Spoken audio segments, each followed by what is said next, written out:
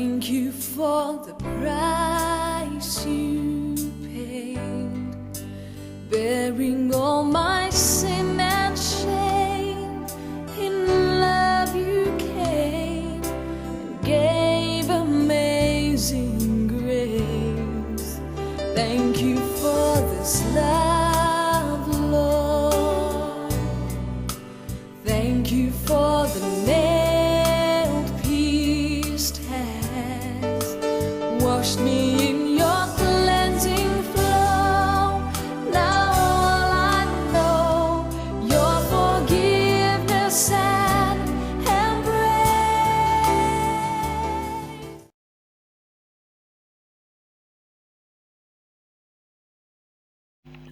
We welcome you to this our cathedral in Baban, All Saints Cathedral in Baban. With me, there is Reverend Francis and Brother Cyprian and our sister Jackie, who is recording us. We welcome you all. This is the 17th Sunday of Pentecost, and it is week 3 of the season of creation. We are also reminded that we are still in the youth month according to the church calendar. Our readings are in Proverbs 31, Psalm 1, James 3, and the Gospel is in Mark 9, verse 30 to 37. We say together, Almighty God, our Heavenly Father, in penitence we confess that we have sinned against you through our own fault, in thought, word, and deed, and in what we have left undone. For the sake of your Son, Christ our Lord, forgive us all that is past, and grant that we may serve you in newness of life, to the glory of your name. Almighty God, who forgives all who truly repent, have mercy on you, pardon your sins, set you free from them, confirm and strengthen you in all goodness, and give you in eternal life through Jesus Christ our Lord. Amen. Let us pray.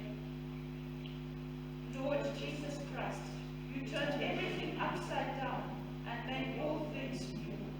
Pour your wisdom into our hearts, that we will turn from selfish ambition to walk in your ways of mercy and peace.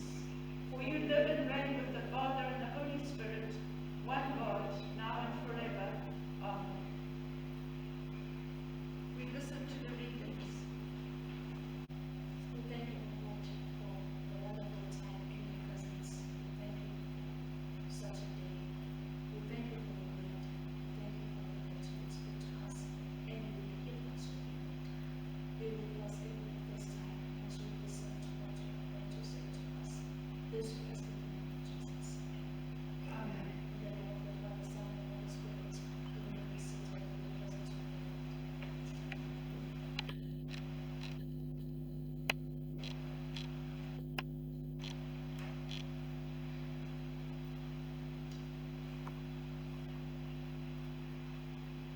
Our sermon topic is the Christian wisdom.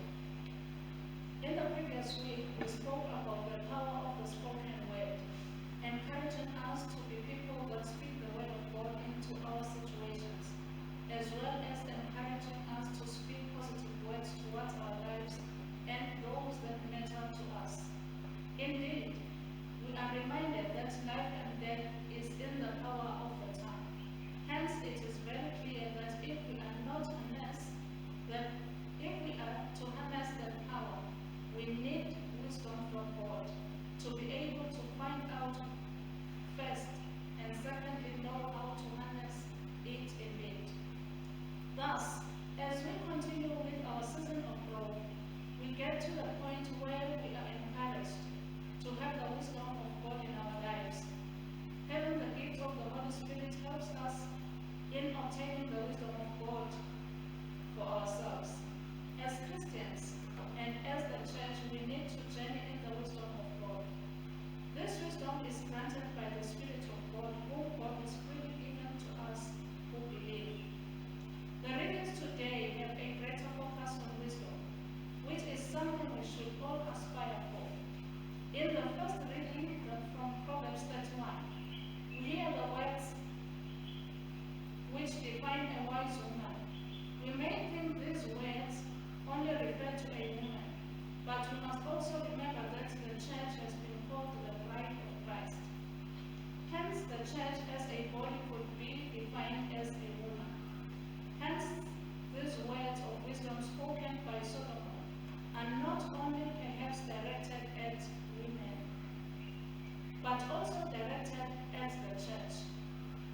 Below are attributes that Proverbs teaches us as a church to have.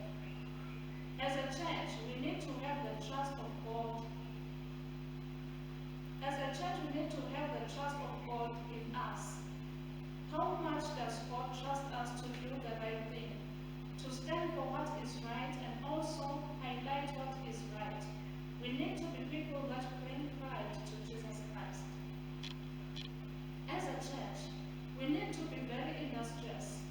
Jesus Christ was hard worker during his time on earth. So was Apostle Paul, as we read from the different writings. The church today has lazy people who give it a bad name. They are lazy to read the word, they are lazy to pray, they are lazy to preach, they are lazy to witness, they are lazy to work. They just want to sit and receive. The church cannot move forward with such a mentality, which is a sign of lack of wisdom according to Proverbs 31.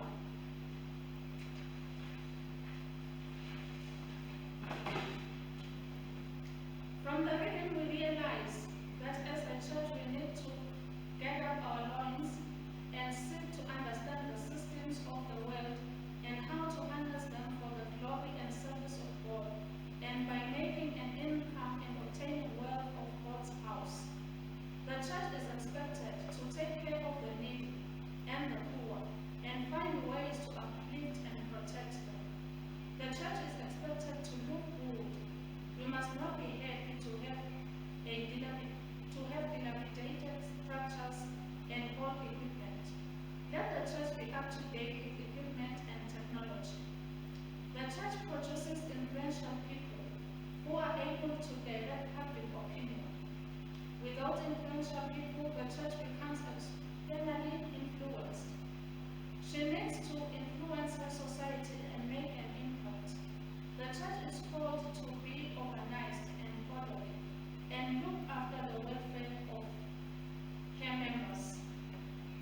In the psalm, we learn that the church needs wisdom to go the right way and shun the wrong things in life, finding delight in pleasing God and so bearing fruit in due season.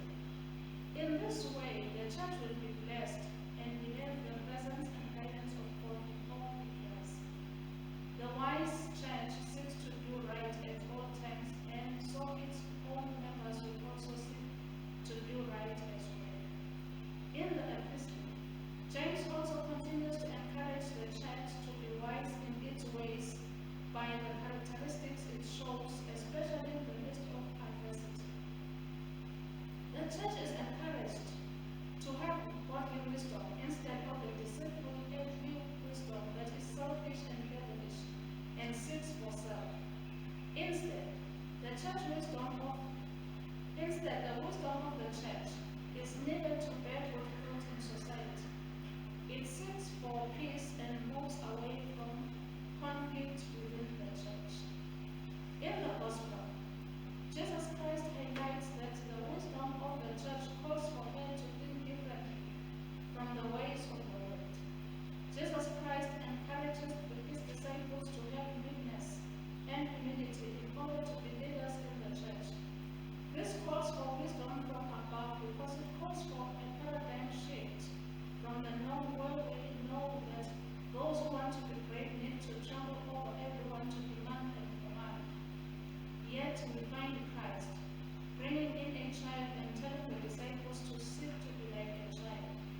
Indeed, we see this character in the life of Christ many times.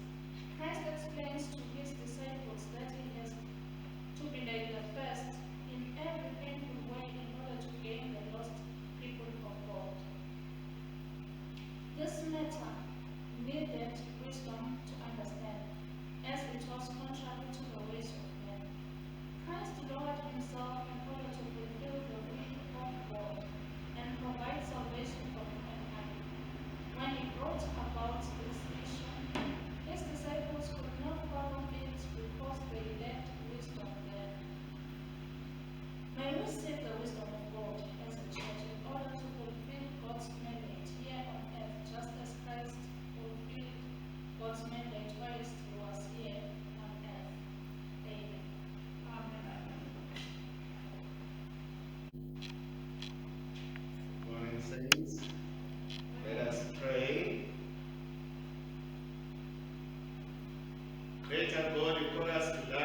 and serve you with body, mind, and spirit, through loving your creation and our sisters and our brothers.